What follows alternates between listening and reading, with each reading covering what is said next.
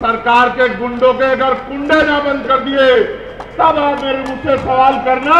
सब लोगों की निगाह अगर किसी की तरफ है तो वो नीले पट्टे वालों की तरफ। कि चप्पल वाले को 2 टाइम अच्छी रोटी भी मिल जाए सम्मान की, में मुश्किल हो चुका है।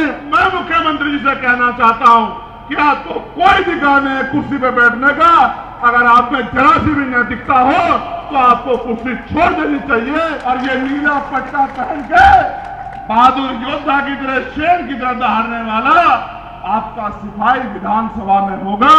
सरकार किसी भी कीमत पर अपने आप को संविधान से बड़ा ना समझे और उसी रामलीला मैदान में इस बार संविधान लीला होगी। अगर संवैधानिक मर्यादा में समझोगे तो संवैधानिक मर्यादा में समझाएंगे, और अगर गुंडागर्दी करोगे ऐसे चुटकियों में निकाल दिया जाएगा कि दोबारा गुंडागर्दी करने की सोच भी नहीं रख पाओगे।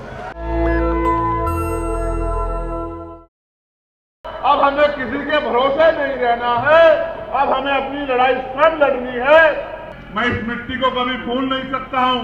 ये बहादुरों की मिट्टी है, ये बहादुरों का क्षेत्र है, ये बहादुरों का, ताकतवर लोगों का, विसर्जी लोगों का क्षेत्र है।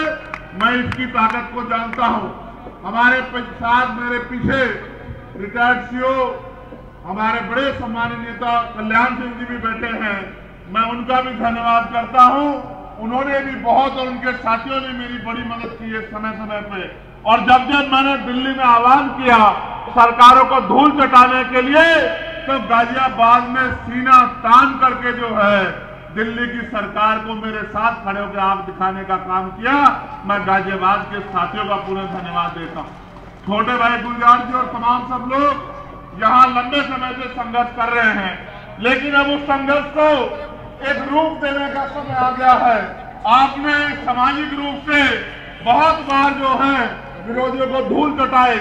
चाहे इसी पार्क में जब ये भारतीय जनता पार्टी के लोग पार्किंग बना के बाबा साहब अम्बेडकर को अपमानित करने का काम कर रहे थे, मेरी माँ बहनों ने मोर्चा लेके उनके मंसूबों को नाकामयाब करने का काम किया था। मैं इस बात को जानता हूं, आपकी शक्ति को जानता हूं। लेकिन सम्मानित साथियों, मेरी माँ बहनों, मुझे बताओ और खुद से सवाल करो, जब बाबा साहब अम्बेडकर ने हमें वोट का अधिकार दिलाया था और उन्होंने ये भी कहा था कि political power is the master की, कि राजनीतिक सत्ता वो चाबी है जो आपकी सारी समस्याओं का हल कर देगी, तो आप महसूस करो कि आज भी उत्तर प्रदेश में और देश के हर एक कोने में कमजोर वर्ग के लोग रोटी कपड़ा मकान से वंचित क्यों हैं, उनके बुनियादी सुविधाएं क्यों नहीं है, आज भी उनको इंसानों जैसा जीवन क्यों नहीं मिल रहा है। जब हम इस बात को देखेंगे तो हमें ये एहसास होगा कि हमने अपने महापुरुषों की बातों को कानों से तो सुना है, लेकिन उस पर जिम्मेदारी से अमल नहीं किया है। जिस दिन हम जिम्मेदारी से अमल करेंगे और अपनी पूरी ईमानदारी से, जिस तरह से हम 8 घंटे अपना पेट पालने के लिए मेहनत रोजगार करते हैं, मजदूरी करते हैं, नौकरी करते हैं, और 8 घंटे 10 घंटे की मेहनत में कुछ पैसे कमा के अपने बच्चों का पेट पालने का काम करते हैं, अगर 2 घंटे भी हम लोग मिशन का काम करें, अपनी पार्टी का काम करें और बहुजन समाज में भाईचारा पैदा करने का काम करें, तो वो दिन दूर नहीं कि राजनीतिक शक्ति आपके हाथ में होगी।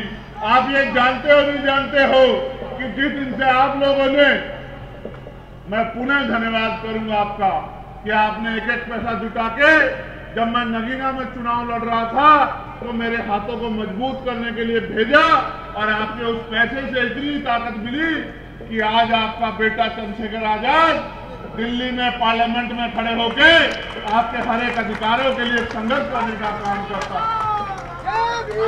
आपने मुझे पार्लियामेंट में बोलते देखा होगा, कितने लोगों ने देखा, जरा हाथ उठा के बताओ, दिल से अपने दिल पे हाथ रख के बताना, बताओ आपका अकेला चंद्रशेखर सैकड़ों में भारी है या नहीं, बताओ। अब ये काम आपने केंद्र में तो कर दिया, दिल्ली में तो कर दिया, लेकिन उत्तर प्रदेश में ये काम अभी अधूरा है। जब तक उत्तर प्रदेश में मेरे जैसे लोग विधानसभा लखनऊ में जाके और सरकार की आंखों में आंखें डाल के आपके अधिकारों के लिए संघर्ष नहीं करेंगे तो आपके अधिकारों पर जो डाका पड़ रहा है उस डाके को खत्म करने का काम नहीं करेंगे, आपके क्षेत्र की समस्याओं के लिए आवाज उठाने का काम नहीं करेंगे, तब तक मुझे नहीं लगता कि गाजियाबाद में कोई बदलाव हो सकता है। बाकी लोगों पे तो ये मौका 2027 में आएगा, लेकिन आप तो बड़े किस्मत वाले हो, आप तो बड़े खुशहाल हो, आपके हिस्से में तो 1 साल बाद ही, इसी साल आपके चुनाव के 1 साल बाद और इसी साल 2024 में आपके सामने तो पुनः वो मौका आ गया है कि आप अपनी पिछली भूल को सुधार करके और अपनी आवाज को उठाने वाला चंद्रशेखर आजाद जैसा एक सिपाही लखनऊ में आप लोग भेज सकते हैं, अगर आप मानसिक और शारीरिक रूप से तैयार हो जाओ। और मैं आपको विश्वास दिला कहता हूं, पार्टी ने जिस व्यक्ति को यहां जिम्मेदारी दी है कि वो आपकी आवाज को उठाने का काम करेगा, मैं उसके संघर्ष को जानता हूं, मैंने उसके संघर्ष को देखा है। कई बार दिल्ली का पानी बंद करके अपने आंदोलन को, किसानों के आंदोलन को कामयाब कराने का काम उन्होंने किया। और अभी अभी जो शिक्षा माफियाओं के खिलाफ आंदोलन चल रहे हैं, मजदूरों के, किसानों के, नौजवानों के, बेरोजगारी के खिलाफ जो आंदोलन चल रहे हैं, उस आंदोलन में भी भाई सतपाल चौधरी कंधे से कंधा मिला के आपकी आवाज को उठाने का काम कर रहे हैं, बिना किसी पद पे होते आपकी आवाज बनने का काम कर रहे हैं। सोचिए, अगर इस बहादुर भाई को आपने वोट की ताकत से असेंबली में भेज दिया तो क्या गाजियाबाद में आपके हितों की रक्षा होगी या नहीं होगी? बताओ, क्या गाजियाबाद में आपके अधिकारों पर कोई डाका डाल पाएगा? सरकार के सारे विधायक सांसद एक तरफ और आपका अकेला सतपाल चौधरी एक तरफ। याद रखना मेरी बात, सरकार के गुंडों के अगर कुंडे ना बंद कर दिए तब आप मेरे मुझसे सवाल करना कि भाई आपने जो कहा था वो गलत साबित हुआ। मैं आपको कहना चाहता हूं, हम पे विजन है उत्तर प्रदेश में बदलाव का, हम पे मिशन है महान पुरुषों के विचारधारा को, उनके सपनों को पूरा करने का, और हम में मादा है, हम में बल है, हम में जुनून है। ये गरीबी, बेबसी, लाचारी, बेरोजगारी, महंगाई, जुल्म जाति खत्म करने का। और जब तक किसी के अंदर संकल्प नहीं होता, मानवर काशीराम साहब कहा करते थे कि तमन्ना अगर सच्ची हो तो रास्ते हजार होते हैं, तमन्ना अगर झूठी हो तो बहाने हजार होते हैं।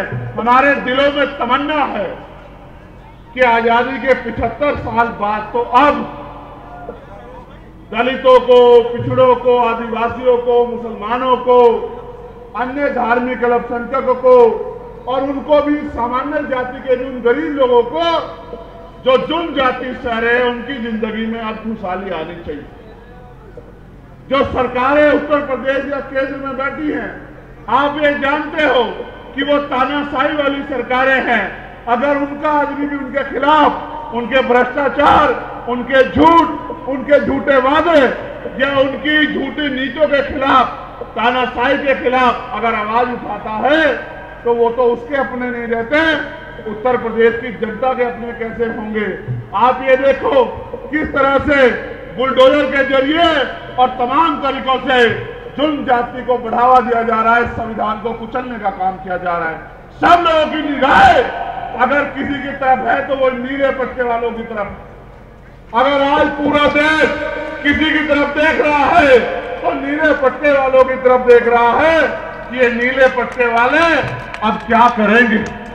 लेकिन मैं भी ये मानता हूं कि जब ये नीले पट्टे वाले संकल्प लेके किसी और निकलते हैं तो फिर रास्ते खुद ब खुद बन जाते हैं। कहते हैं ना कि संघर्षों के साए में घनघोर जवानी पलती है और इतिहास उधर झुक जाता है जिस ओर जवानी चलती है। और जवानी किसकी तरफ है ये बताना मुझे नहीं पड़ेगा। जवानी चाहे वो गाजियाबाद की हो या जवानी चाहे सिद्धार्थनगर नेपाल बॉर्डर की हो या जवानी दिल्ली में बैठे नौजवानों की हो, जवानी आज क्रांति का रास्ता अपना चुकी है और जब तक वो सत्ता में बैठे लोगों का घमंड नहीं तोड़ेगी, सत्ता में बैठे लोगों का अहंकार नहीं तोड़ेगी और जब तक वो इस भारत को संविधान के जरिए चलने वाला भारत सम्राट अशोक के सपनों का भारत नहीं बना देती, तब तक वो रुकने वाली नहीं है। ये एक आंधी है और ये समय के साथ चलती है। जब आंधी चलती है तो छोटी मोटी चीजें उसका मुकाबला नहीं कर पाती हैं। आप याद रखो मेरी बात को, आपने समय समय पे देश के संविधान की रक्षा की है, गरीबों को मिलने वाले आरक्षण की रक्षा की है, समय समय पे देश के लोकतंत्र की रक्षा की है, लेकिन सबकी रक्षा करने वाले मेरे बहुजन समाज के लोगों अब अपनी रक्षा के बारे में भी सोचो। ये सही है कि बाबा साहब अम्बेडकर ने कहा था कि हम प्रथम और अंत्य भारतीय हैं, लेकिन भारतीय होने का गौरव तो हमारे दिल में है और हमें इस बात का गर्व भी है। लेकिन जब तक भारत में गरीबों, किसानों, मजदूरों, नौजवानों, महिलाओं को सम्मान का जीवन नहीं मिलेगा, तब तक फिर भारत के गौरव के साथ बातों बातों में नारे लगा के खड़े रहना कोई अच्छी बात नहीं है। ये आपके हाथ में है कि आपका भविष्य कैसा होगा, ये आपके हाथ में है कि आपको रोजगार मिलेगा नहीं मिलेगा, ये आपके हाथ में है कि बहन बेटियों पे होने वाला जुल्म बंद होगा नहीं होगा, ये आपके हाथ में। मेरी बहन यहाँ खड़ी है, मैंने उनको संघर्ष करते देखा। मैं उनको याद दिलाना चाहता हूँ कि जब वो लोग संघर्ष कर रहे थे, उनकी टीम रात रात भर जाके गरीबों के बच्चों के लिए स्कूलों में कम फीस में व्यवस्था हो जाए इसके लिए संघर्ष कर रहे थे। तो मैं दिल्ली में खड़े होकर उनकी मांग को मजबूत कर रहा था कि भाई ये समझो कि शिक्षा हथियार है, इस हथियार को अगर आपने बाजारीकरण कर दिया, बाजार की भेंट चढ़ा दिया, तो गरीब का बच्चा अच्छी शिक्षा प्राप्त नहीं कर पाएगा और जब गरीब का बच्चा अच्छी शिक्षा प्राप्त नहीं कर पाएगा तो 200-400 रुपए की मजदूरी करके या 5-7-8 हजार रुपए की नौकरी करके वो अपने घरों के हालात नहीं बदल सकता है। वो अपने टूटे हुए घर को पाई पाई बचा के भी 10 साल में भी पक्का नहीं कर सकता है। वो कभी अपनी माँ को हवाई जहाज का सफर नहीं करा सकता है, वो कभी अपनी बहन को एसी वाली ट्रेन में नहीं घुमा सकता है। प्रधानमंत्री जी तो दिल्ली में बैठ के नारे देते हैं कि चप्पल वाला हवाई जहाज का सफर करेगा। मैं आपको सच बताता हूँ कि चप्पल वाले को 2 टाइम अच्छी रोटी भी मिल जाए सम्मान की, ये भी अब उत्तर प्रदेश में और देश में मुश्किल हो चुका है। इसलिए मैंने मांग उठाई थी कि अगर बदलाव चाहते हो तो फिर करो कि राष्ट्रपति हो, प्रधानमंत्री हो, विधायक हो, मंत्री हो, मुख्यमंत्री हो, राज्यपाल हो या कोई भी ऐसा व्यक्ति जिसको सरकारी शिक्षा मिली है, सुरक्षा मिली है, सुविधा मिली है या उसको आर्थिक मदद होती है, चाहे वो क्लास 1 का अधिकारी हो या क्लास 4 का अधिकारी हो, चाहे वो डीएम एसएसपी हो या एसडीएम एडीएम हो या दरोगा सीओ हो या कोई और अधिकारी हो, सबके बच्चों को सरकारी स्कूलों में पढ़ाने की इजाजत देनी चाहिए और कानून बना देना चाहिए कि सरकारी अधिकारी, कर्मचारी, नेताओं के बच्चे सरकारी स्कूल में पढ़ेंगे। आप देखो, महसूस करके अपने दिल पे हाथ रख के महसूस करो, एक ही क्लास में मुख्यमंत्री का बेटा बैठा होगा, उसकी बराबर वाली टेबल पे मजदूर का बेटा बैठा होगा, उसके बराबर वाली टेबल पे एसडीएम का बेटा बैठा होगा, उसके बराबर वाली टेबल पे कुर्सी पे डीएम का बेटा बैठा होगा, उससे बराबर वाली कुर्सी पे एसएसपी का बेटा बैठा होगा और उसके बराबर वाली कुर्सी पे टिगर नागर भाई मेरे जैसे किसान का बेटा बैठा होगा, मजदूर का बेटा बैठा होगा। तो अगर वो हमारी परवाह नहीं करेंगे तो अपने बच्चों की परवाह तो करेंगे। ये जो बड़े बड़े प्राइवेट सेक्टर के स्कूल बना के खड़े कर दिए, गरीब लोग इसके सामने से तो गुजर सकते हैं, लेकिन खुद को और अपने बच्चों को इन स्कूलों में अंदर नहीं पहुंचा सकते, उनके क्लास तक अपने बच्चों को नहीं बिठा सकते। जब ये इतनी बड़ी खाई पैदा हो जाएगी तो गरीब का बच्चा कैसे जो है इन अमीरों के बड़े बड़े स्कूलों का मुकाबला करेगा। साथ साथ मैंने ये मांग भी की है कि जितने भी सरकारी कर्मचारी, अधिकारी, नेता, अभिनेता हैं, चाहे वो राष्ट्रपति से लेके और गांव का प्रधान क्यों ना हो, उनके बच्चों का और बीमार होने में उनका इलाज सरकारी अस्पताल में होना चाहिए। जिस दिन ये हो गया भारत में, आप मेरी बात को याद रखना, उस दिन सरकारी अस्पतालों में डॉक्टर भी मिलेगा, सारे टेस्ट भी वही होंगे, बढ़िया से बढ़िया दवाइयां भी वहां मिलेंगी और साफ सफाई भी ऐसी अच्छी होगी कि आपको सरकारी हॉस्पिटल और 5 स्टार होटल में फर्क महसूस नहीं होगा। जब मंत्री जी का इलाज वहां होगा, मंत्री जी के बेटे का होगा, राज्यपाल के बेटे का होगा, प्रधानमंत्री जी का होगा, ये बड़े बड़े उद्योगपतियों का होगा, ये बड़े बड़े उद्योगपति नेता खुद तो प्राइवेट हॉस्पिटल में जाते हैं और हमसे कहते हैं कि हमने सरकारी अस्पताल अच्छे बनवा दिए हैं। अगर इतने अच्छे बनवाए हैं तो पहले अपना इलाज कराओ, फिर गरीबों को उसमें धक्का दो, तब मैं मानूंगा कि आपने हमारे लिए अच्छा बनाया। मैं आपको कहता हूं, आप देश भ्रष्टाचार की भेंट चढ़ रहा है और पूरे देश में कमजोरों, किसानों, गरीबों की निगाहें आपकी तरफ। और अगर वास्तविकता में आप मुझसे प्यार करते हैं, वास्तविकता में आप भारतीय संविधान से प्यार करते हैं और वास्तविकता में आप बाबा साहब अम्बेडकर के सपनों को पूरा करना चाहते हैं, वास्तविकता में आप अपनी वोट की ताकत बनाना चाहते हैं, फिर वो दिन दूर नहीं है। अगले 3 से 4 महीने में उपचुनाव उत्तर प्रदेश की 10 सीटों पे होंगे। टोटल सीटें तो 403 हैं, लेकिन चुनाव 10 सीटों पे उपचुनाव होंगे और पूरे प्रदेश की निगाह इन 10 सीटों पे होगी। जहां कुछ लोग चंद्रशेखर आजाद को हराने के लिए लड़ेंगे, वही आजाद समाज पार्टी उत्तर प्रदेश में नया विकल्प बनाने के लिए लड़ेगी चुनाव। और विकल्प भी ऐसा जो विकल्प एसी के कमरे में पड़ के नहीं, सड़कों पे गरीबों के बीच में खड़ा होकर उनकी लड़ाई लड़ने का काम करेगा। ऐसे नेताओं का निर्माण होगा जिनके लिए अपना हित बाद में होगा और समाज हित, क्षेत्र हित, प्रदेश हित पहले होगा। जब ऐसी विचारधारा के लोग आगे बढ़ेंगे तभी प्रदेश में परिवर्तन होगा। आप अपने दिल पे हाथ रख के बताओ, रात को 11 बजे अगर आपकी बेटी घर से निकल के बाजार की किसी दुकान पे जाओ तो क्या आपका दिल उत्तर प्रदेश में आज धक-धक करता है, नहीं करता है? बताओ। क्या आपको भय लगता है, नहीं लगता है? बताओ। तो सब कुछ होते हुए भी अगर बहन बेटियां उत्तर प्रदेश में सुरक्षित नहीं है तो मैं मुख्यमंत्री जी से कहना चाहता हूं कि आपको कोई अधिकार नहीं है कुर्सी पे बैठने का। अगर आप में जरा सी भी नैतिकता हो तो आपको कुर्सी छोड़ देनी चाहिए, क्योंकि 7 साल के कार्यकाल के बाद भी आप उत्तर प्रदेश की बेटियों को सुरक्षा देने में, सुरक्षित रखने में कामयाब नहीं हो पाए। आपको कोई अधिकार नहीं है कुर्सी पे बैठने का। सिर्फ बड़ी बड़ी बातें, वादे करने से काम नहीं चलेगा।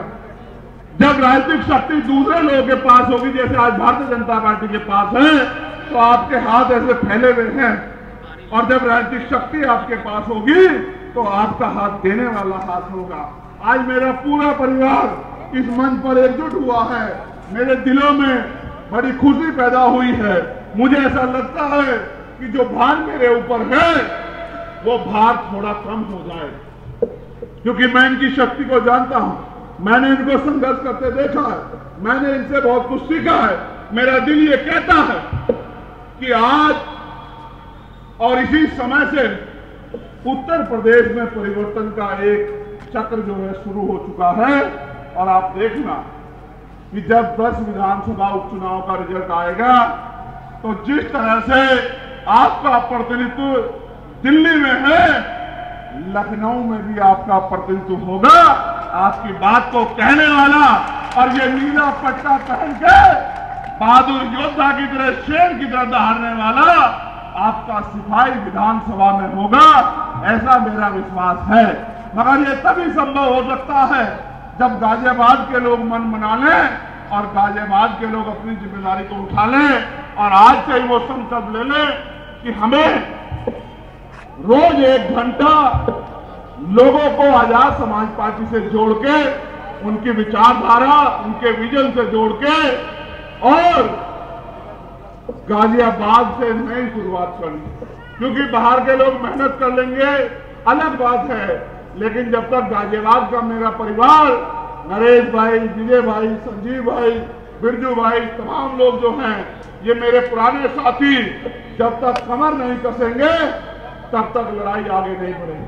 सतपाल जी को मैं देखता हूं, वो सुबह सुबह पार्क में जाते हैं। सतपाल जी को मैं देखता हूं, वो हर आंदोलन में जाते हैं। अगर आप सब लोग सतपाल जी बन जाओ, सीओ साहब पीछे बैठे हैं, अगर आप सब लोग सतपाल जी बन जाओ तो वो दिन दूर नहीं कि ये लड़ाई हम लोग बड़ी आसानी से जीत जाएंगे। जहां तमाम लोग पैसे वाले लोगों को, ताकतवर लोगों को मुकाबला करने के लिए मैदान में उतारेंगे, वहां आपका ये किसान का बेटा यहाँ के कमजोरों, किसानों, मजलूमों, मजदूरों, मजबूरों, महिलाओं, बेटियों, संघर्षशील लोगों की आवाज बनके इस लड़ाई को मंजिल तक पहुंचाने का काम करेगा। और मैं आपसे एक और चीज मांगना चाहता हूं, ये बात तो मैं सतपाल जी के ध्यान में भी और चित्तौड़ साहब के ध्यान में भी लाना चाहता हूं, और अपने सम्मानित नेताओं के ध्यान में भी, जिन्होंने पश्चिम की बागडोर संभाल रखी है। 11 तारीख को दिल्ली में हमने ऐलान कर दिया है कि हम केंद्र की सरकार को घुटने टिकवा के रहेंगे। 11 तारीख को अब कोई बातचीत नहीं होगी, अब संघर्ष होगा। अब संघर्ष होगा, अब कोई रास्ता बचा नहीं, अब नहीं बचा रास्ता। ये सरकार अगर हमारे अधिकारों को निगलने का काम करेगी तो हम भी। चंद्रशेखर भाई तुम संघर्ष करो, चंद्रशेखर भाई संघर्ष करो, हम तुम्हारे साथ हैं। हम भी वो खून है जिन्होंने 2 अप्रैल 2018 में 13 लोगों ने कुर्बानी देके अपने खून से अपने अधिकारों को सींचने का काम करा है। मेरी बात को आप याद रखें। सरकार किसी भी कीमत पर अपने आप को संविधान से बड़ा ना समझे और पिछले दरवाजे से ये जो अधिकारों को निस्तनाबूद करने की जो तैयारी सरकार ने की है, वो हमें दूध पीते बच्चे ना समझे। मैंने एक दिन पहले भी कहा था और आज भी कह रहा हूं, सड़कें जाम हो जाएगी, देश रुक जाएगा, सरकारें त्राई मांगेंगी, सरकारें नाक रगड़ेंगी। अगर हमने सड़कों पर उतरने का फैसला कर लिया, मेरी बात को सरकार याद रखे। इस बार तो मैंने आपसे आग्रह किया था, लेकिन इस बार मैं आपको प्रार्थना और आदेश कर रहा हूं, निर्देश भी दे रहा हूं कि 11 सितंबर को जैसे दिल्ली में गुरु घर टूटने पे हमने अपनी शक्ति का एहसास दिल्ली की सरकार को कराया था और दिल्ली की सरकार और सुप्रीम कोर्ट घुटनों के बल आ गए थे, आने वाली 11 सितंबर को एक बार और मैदान आपका इंतजार कर रहा है।